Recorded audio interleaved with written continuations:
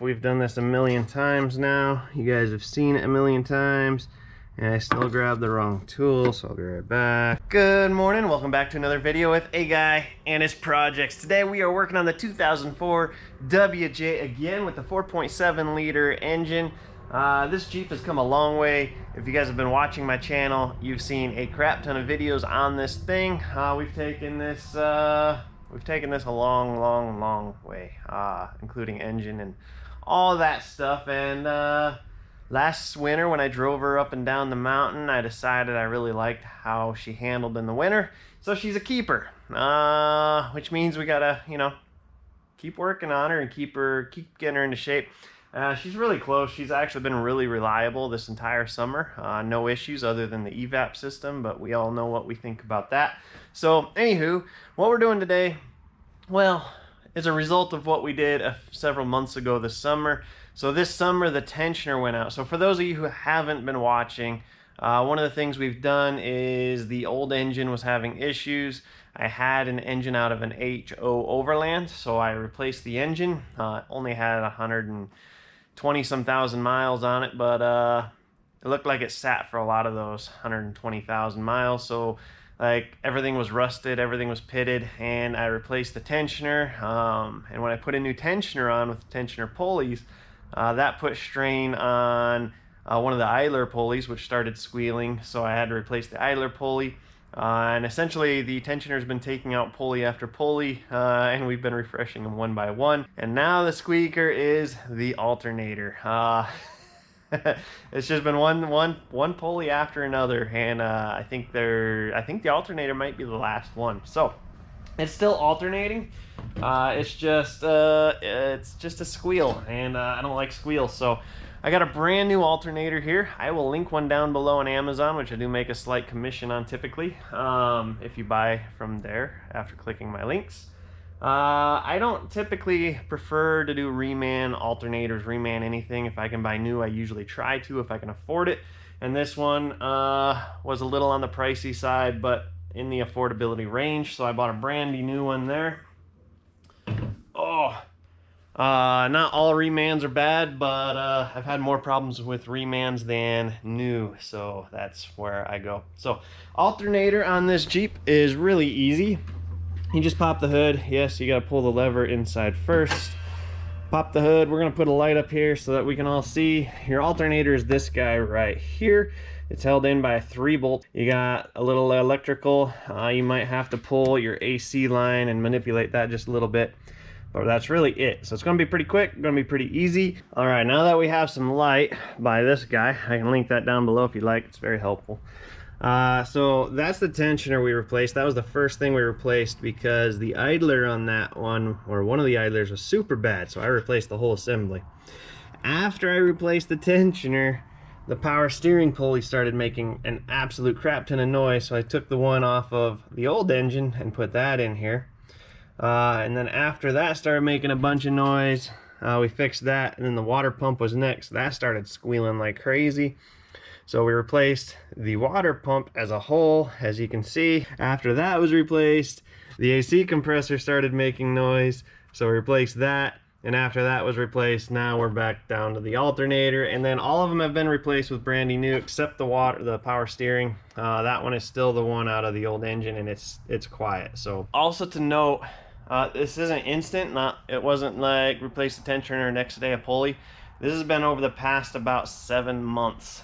So you replace one, everything's good, and then about a month and a half, 2 months later, something else starts to squeal. Replace that, it's good. Month and a half, 2 months later, the next one starts going, and it's just been an ongoing thing. But now we're all going to be replaced, brand new, except the harmonic balancer, which we shouldn't have to do, and the power steering pump, which this one leaks like crazy, so we might do anyway at some point. But right now, hopefully, alternator will stop squealing and everything will be done squealing. All right, so first thing we're gonna do is take this belt off. We've done this a million times now. You guys have seen it a million times, and I still grabbed the wrong tool, so I'll be right back. You're just gonna grab a 15mm. I prefer a 6-point socket like this instead of a 12-point, so you don't run the risk of stripping it nearly as much. You shouldn't strip it anyway, but I prefer a 6-point 15mm socket. We're We're gonna drop right down here under the air compressor or AC compressor, go to the left a little bit. The only problem with the 6-point is you have to less room to get it on. Okay, then we're gonna just pull it like that, which will loosen the slack on the belt. Pull towards the alternator, and then you can probably get away with just pulling the alternator belt off. Let your tension loose, and then you might get lucky.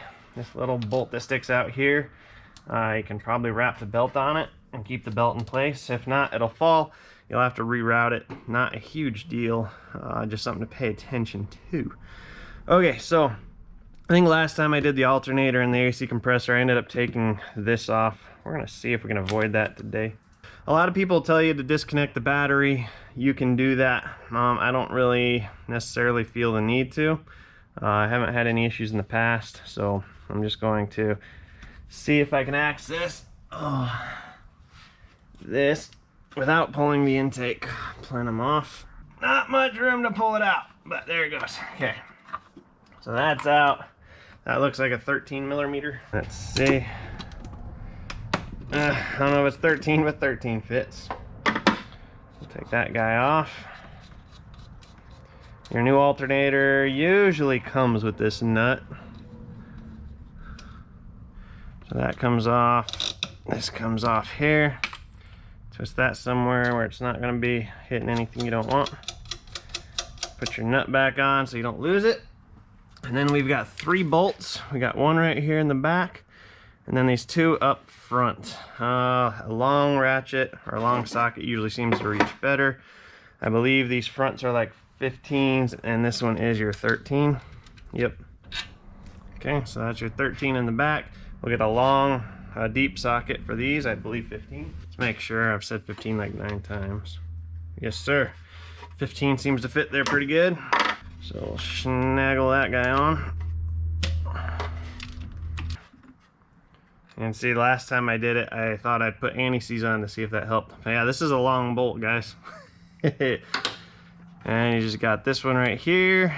Okay, so this guy comes out. That one's a lot shorter.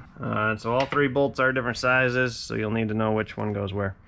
All right, next fun part is getting this off. Again, you seem to struggle with both alternators and compressors. Getting this thing's off, usually have to do quite a bit of wiggling, and sometimes you gotta get a pry bar in there and pop it off.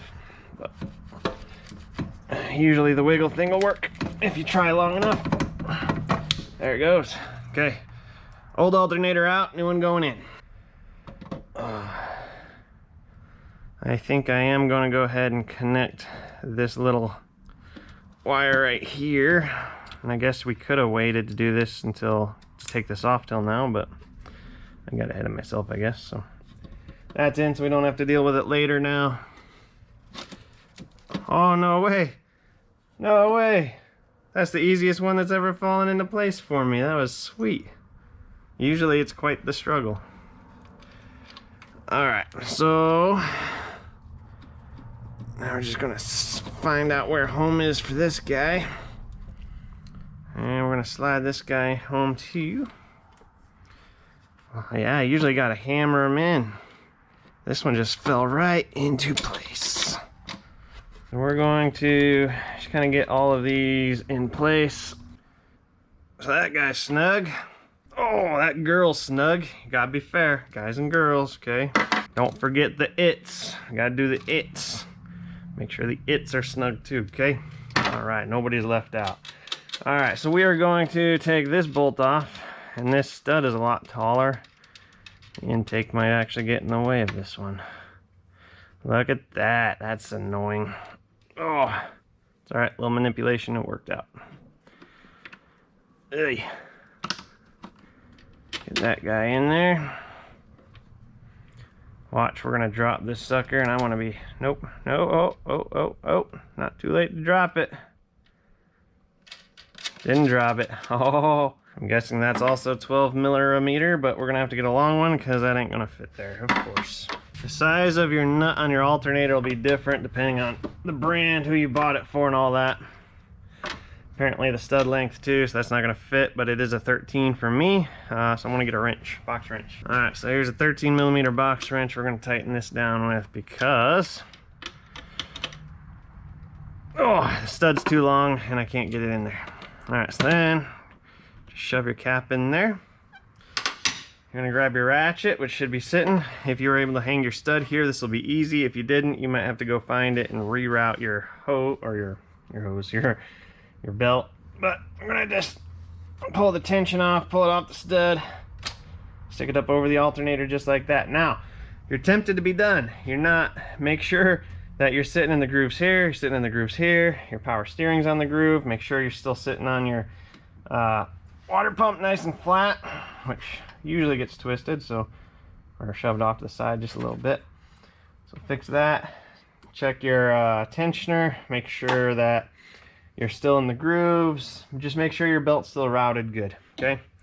So now that we got all that, we'll fire up, and yeah, let's fire up real quick.